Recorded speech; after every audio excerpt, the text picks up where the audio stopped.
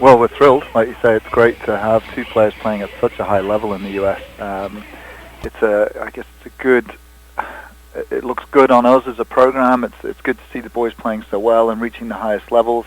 They're two really good guys who've come right through the program here, who've obviously gone on to much bigger and better things in the squash world. And we're lucky enough that they're actually flying back to the island, both of them, next week.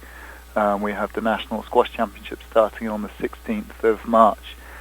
Both Robbie and Noah will be in it again as they were last year, and looking to, in Robbie's case, go one better. He made the final last year, and Noah put in some big performances to make the quarterfinals. So it all looks good for them. It's great to see them getting to the later stages of big competitions, and great for squash in Bermuda that we've got that representation at the highest level.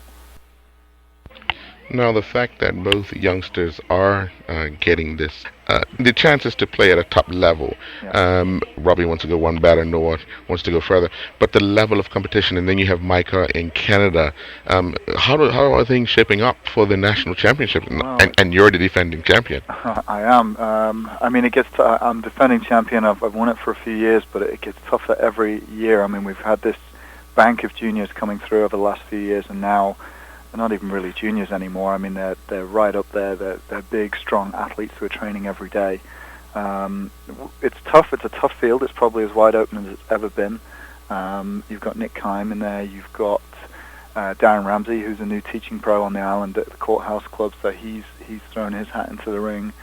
Micah Franklin is flying back in. He's away competing on the World Tour at the moment, so he's probably, in everyone's book, I would guess that he's the favorite. I mean, he's a full-time athlete training and playing, and everyone's expecting him to pull out the stops and probably win it. But then you can never really discount the experience of players like Nick Kime and myself as well, who've just been around forever and keep plugging away. So in terms of what Robbie and Noah can do, they certainly have the talent. They're young enough and fit enough and quick enough. They'll bring some exciting squash to a tournament like our national championships. And it's a tough one to call. I don't really know. I mean, I know I'm feeling pretty good. I'm putting a bit of work in to try and make sure I can compete with these guys.